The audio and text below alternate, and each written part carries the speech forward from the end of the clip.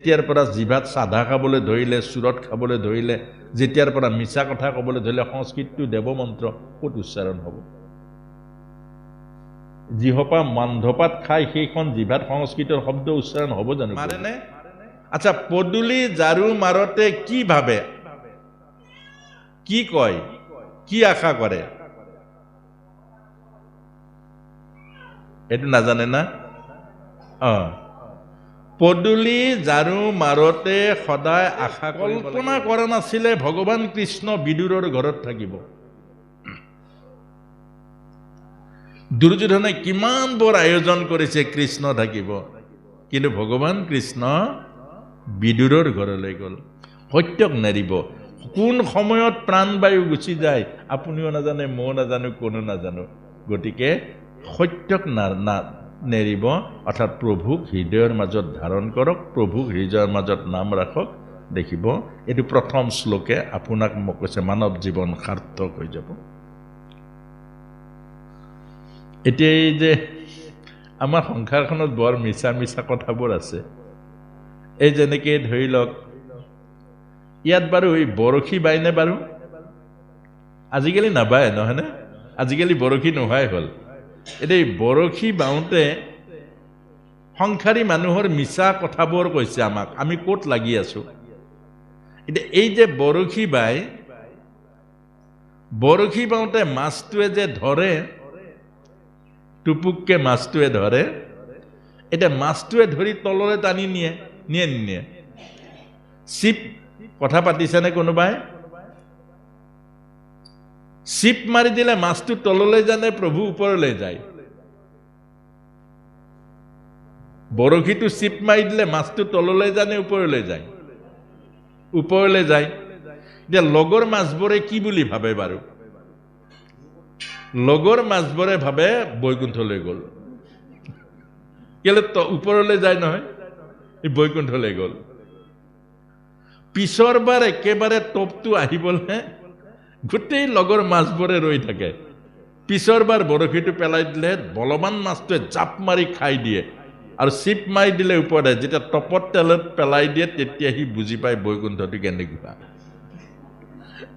সেইকাৰণে ভাগৱতে আমাক বুজাইছে এই সংসাৰখন হ'ল মায়া।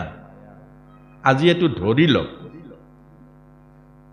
নাতিক মৰম কৰিবৰ কাৰণে আমাৰ ঢেৰ সময় ওলায়, গুৰু ঘৰত সোমাবলৈ সময় নোলায়। এই কথাটোকে আমাক বুজাইছে যে আমি কেতিয়াও মায়াত নপৰিব। কোনেও সংসাৰত কাকো তৰাব নোৱাৰে, নিজে নতৰিলে কোনে উদ্ধাৰ কৰিব নোৱাৰে। এতিয়া দ্বিতীয় শ্লোকটো প্ৰশ্ন থাকিলে, এই কথাখিনিত যদি প্ৰশ্ন আৰু সংশয় থাকে, আপোনাৰ হবে গধূলি আকৌ সন্ধিয়া 6:30 বজাৰ পৰা হ'ব ব্যাখ্যা। গধূলি আকৌ কাগজত লিখি আনিব, প্ৰশ্ন নাৰাখিব, আৰু যিখিনি বুজিব সেইখিনি কৰিবলৈ আৰম্ভ কৰিব। এইটোৱে হ'ল নিয়ম। দ্বিতীয় শ্লোকটো হ'ল ধৰ্ম প্ৰযোজিত কৈতৱসত্ৰ পৰম নিৰ্মোচ্চাৰণম সতাম বেদং বাস্তৱ মন্ত্ৰ বস্তু শিৱদম ত্ৰাপত্ৰয়োন্মূলনম শ্ৰীমদ্ ভাগৱতে মহামুনিকৃতে কিম্বা পৰৰিচ্ছৰঃ সদ্য হৃদবৰুদ্ধতে কৃতিভি শুশ্ৰুভিস্তৎক্ষণাৎ। অৰ্থাৎ ভাগৱত পঢ়িলে ভাগৱতী নহয়। আকৌ কৈছো যে ভাগৱত শুনিলে ভাগৱতী নহয়। শুনিলেও ফল নাপায়, পঢ়িলেও ফল নাপায়। যদিহে বুজি নাপাওঁ। এইকাৰণে এই ব্যাসাসনখন যে অকণমান ওখ হ'ব লাগে, এইকাৰণে এই পাছৰ আইমাতৃসকলক দেখা নাই যে, দেখা নাপালেই কথা পাতে। ইয়াৰ মূল কাৰণটো সেইটো। কেলে কানেকশ্যন নহ'লে, মন এনেকুৱা বস্তু, আমাৰ মনটো ইমান চঞ্চল, কানেকশ্যন নহ'লে চকুৰ পৰা অকণমান আঁতৰত গ'লেই কথা পাতে। মনটো ইমান চলনাময়। এতিয়া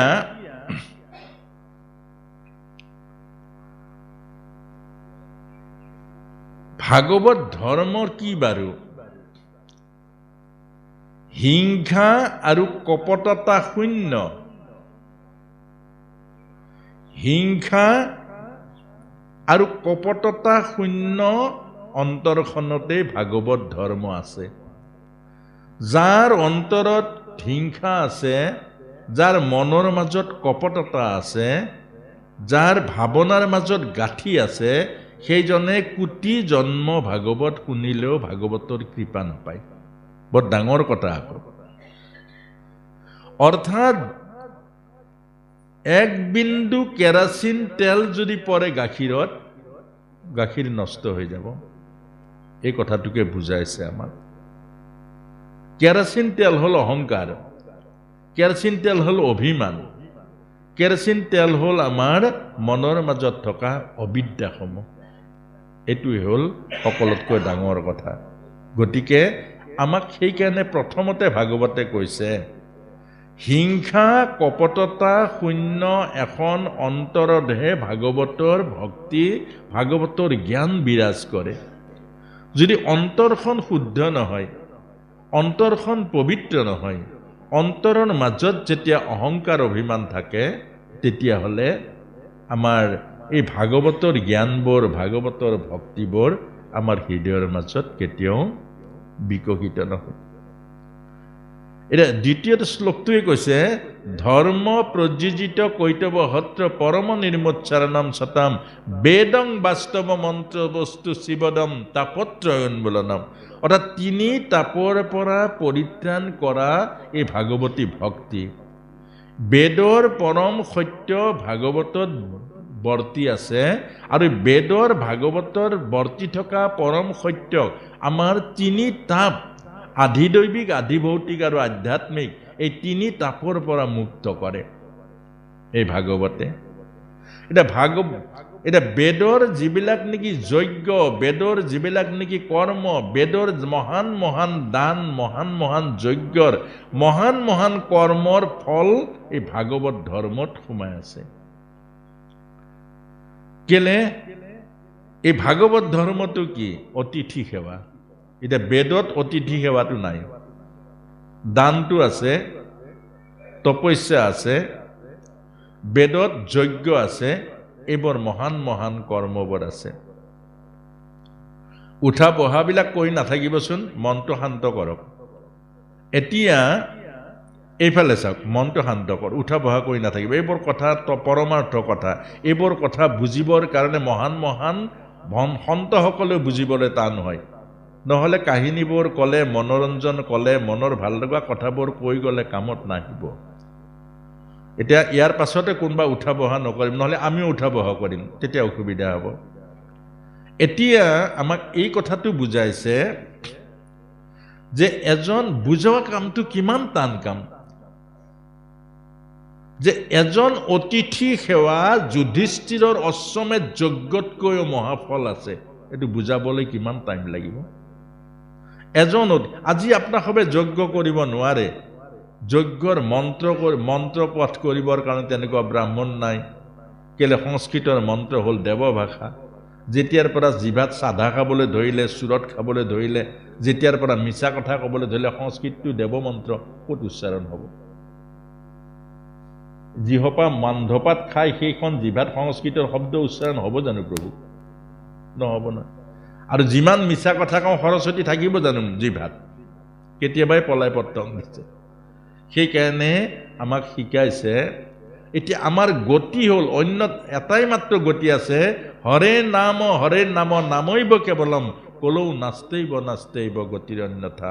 অৰ্থাৎ নামত তৰিব লাগিব, আৰু নামত যদি নতৰে তেতিয়াহ'লে আৰু তৰিবলৈ উপায় নাই। এতিয়া বহুতে আকৌ এই কথাটো আকৌ বেলেগকে নিব, যে সকামৰ নাম নেকি? সকামৰ নামত তৰিবলৈ নহয়। তৰা নাম হ'ল নিজা, এই নামে নাম আছে, আৰু নাম সহস্ৰ নামে খাতে যাৰ পাছে, আৰু সেইটো নিজ নাম। নিজ নাম কৃষ্ণ কৃষ্ণ কৃষ্ণ কৃষ্ণ কৃষ্ণ কৃষ্ণ কৃষ্ণ কৃষ্ণ ৰাম ৰাম ৰাম ৰাম ৰাম ৰাম ৰাম ৰাম ৰাম ৰাম ৰাম ৰাম ৰাম ৰাম ৰাম ৰাম। প্ৰত্যেক দিনাই 50,000 নাম বা 1 লাখ নাম ল'ব লাগিব। আৰু যেতিয়া 50,000 বা 1 লাখ নাম ল'ব, এদিন সেই নামে আপোনাৰ ভিতৰত প্ৰৱেশ কৰিব আৰু সেইদিন উশাহ আৰু প্ৰশ্বাসত নাম হৈ যাব আৰু সেই নামেহে আপোনাক মোক তৰাব। সকাম খোৱা নামটোত নতৰাই আকৌ, সেইটো এটা বেলেগ বস্তু। এতিয়া এই কথাটোকে কৈছে অতিথি। অতিথি মানে কি? আলহী মানে কি? এই কথাখিনি বুজিব লাগিব। আলহীয়ে খাবলৈ আহে, অতিথিয়ে দিবলৈ আহে। অতিথি দেখা ভগৱান। এতিয়া আলহীয়ে খবৰ দি আহে যে অহা ৰবিবাৰে তোমালোকৰ ঘৰলৈ আমি পৰিয়ালটো গৈ আছো, এইটো আলহী। কেলে খবৰ দি আহে আলহী? যে যোগাৰ কৰি থবা। আৰু অতিথি মানে কি? তিথি বাৰ সময় অসময় নোহোৱাকৈ অকস্মাৎ যিজন আপোনাৰ ঘৰলৈ আহিব, আপুনি কল্পনা নকৰাকৈ, আপুনি নভবাকৈ, এইজন সাক্ষাৎ ভগৱানৰ ৰূপ, এইটো অতিথি। এতিয়া সেই ভাগৱত ধৰ্মই কি কৈছে? অতিথি সেৱা আৰু আলহী সেৱা। আলহী মানে কি? যিমান আছে আপোনাৰ 3-4 বিধ গোটাব লাগিব, নামটো নকওঁ এইখন এখনৰ পৰা কি কি গোটাব লাগে, সেইখিনি গোটাব লাগিব। আপুনি ঠিককৈ খুৱাব লাগিব। আকৌ যোৱাৰ টাইমত আপোনাৰ ফুলদানি এটাও লৈ যাব, নহ'লে আকৌ কিবা এটা ভাল লাগিলে সেইটোও লৈ যাব। যাব নাই? 1,500 মান টকা খাই যাব। আপুনিও চিন্তা, বা 1,500 মান টকা খালেও। আকৌ তেওঁলোক যেতিয়া পদূলিলৈকে আগবঢ়াই গ'ল, আপুনি আগবঢ়াবলৈ গ'ল, যোৱাৰ টাইমত আপুনি আস্তেকে ক'ব, অহা সোমবাৰে কিন্তু আমি যাম আৰু পৰিয়ালটো। সিদিনা ডাবুল খুৱাব লাগিব। অৰ্থাৎ আলহী তেনেকুৱা বস্তু। সেইকাৰণে আলহীত খোৱা লোৱা পায়। এতিয়া ধৰি লওক গাঁৱলৈ কোনোবা এজন অতিথি আহিলে, ভাগৱত ধৰ্ম কি? একেবাৰে বয়োবৃদ্ধ এজন, বয়সস্থ মানুহ এজন গাঁৱলৈ, আপুনি চিনি নাপায়। দেখাৰ লগে লগে আপোনাৰ মনটো দ্ৰৱিত হ'ব লাগিব। ইমান বয়সস্থ, ইমান বয়সস্থ এজন ভকত ক'ৰ পৰা আহিলে? আপুনি দৌৰ মাৰি যাব। অ দেউতা, অ দেউতা, ৰ'বচোন, ৰ'ব ৰ'ব ৰ'ব, দেউতা আপুনি ক'ৰ পৰা আহিলে? ইমান ৰ'দত, ইমান গৰমত ক'ৰ পৰা আহিলে বাৰু? আহকচোন, আহক আহক, আমাৰ গৃহলৈ আহক, আমাৰ গৃহলৈ আহক। আহিলে, আপোনাক লৈ আনিলে, ভৰি হাত ধোৱালে, ঘৰলৈ লৈ গ'ল। ফেন আছে যদি ফেন লগাই দিয়ক, নাই যদি বিচনী এখন মাৰি দিয়ক, মাৰি দি পানী এগিলাচ আনি দিয়ক। দেউতা আপুনি ইমান বয়সত ইমান ক'তনো আহিছিলে? ইমান ঘৰৰ খা খবৰ লওক। আপোনাক দেখি মোৰ দেউতালৈ মনত পৰিছে, আপোনাক দেখি মোৰ আজি মনটো দেউতালৈ মনত পৰিছে। মোৰ দেউতাৰ ভাৱ আনি দিছে আপুনি। আপুনি ইমান উপকাৰ কৰিলে মোক, ঘৰখনে পবিত্ৰ পবিত্ৰ লাগিছে। যি পাৰে কিবা এটা খুৱাওক, খোৱাৰ মেলাত পাছত গৈ বাটলৈকে উলিয়াই থওক আৰু কওক, দেউতা আকৌ আহিব দে, আপুনি অহাৰ কাৰণে আজি বৰ ভাল লাগিলে। আজি যেন ঘৰখন মোৰ পবিত্ৰ হৈ গ'ল, মোৰ মনটো হাত পৰি গ'ল। এইটো অতিথি সেৱা। এই অতিথি সেৱাই হ'ল ঈশ্বৰ সেৱা। এই অতিথি দৰ্শনে হ'ল ঈশ্বৰ দৰ্শন। এইটো কোনে কৈছে? এইটো মহাভাৰতত কৈছে। ভগৱান কৃষ্ণৰ যেতিয়া কুৰুক্ষেত্ৰ মহাসমৰৰ শেষত যেতিয়া যজ্ঞ পাতিছিলে যুধিষ্ঠিৰে, আৰু সেই যজ্ঞৰ শেষত, অশ্বমেধ যজ্ঞৰ শেষত, তেতিয়া যুধিষ্ঠিৰে ভগৱান কৃষ্ণক সন্মুখত লৈ এই কথাখিনি আলোচনা কৰিছিলে যে কৃষ্ণ, বহুত আনন্দ লাগিলে, বহুত ভাল লাগিলে, মই তৃপ্ত হৈ গ'লোঁ। মোৰ যজ্ঞত ৰজা মহাৰজা প্ৰজা সকলো আহি আপ্যায়ন কৰি তেওঁলোক ইমান আনন্দিত হৈ গ'ল, মোৰো আনন্দ লাগিলে। ইমান সুন্দৰ এটা ডাঙৰ যজ্ঞ পাতিলোঁ মই। তেতিয়া তলত নেউল এটা আছিলে, আৰু নেউলটোৱে ক'লে, মহাৰাজ আপোনাৰ যজ্ঞটো এঘৰ দৰিদ্ৰ মানুহে এজন ব্ৰাহ্মণ ভজন কৰাৰ সমান নহ'ল। এঘৰ দৰিদ্ৰ গৃহস্থীয়ে এজন ব্ৰাহ্মণক যি ব্ৰহ্ম ভোজন কৰাইছিলে মাঘ মাহৰ, সিমান ডাঙৰ আপোনাৰ যজ্ঞটো নহ'ল। লগে লগে যুধিষ্ঠিৰৰ মুখখন কলা পৰি গ'ল।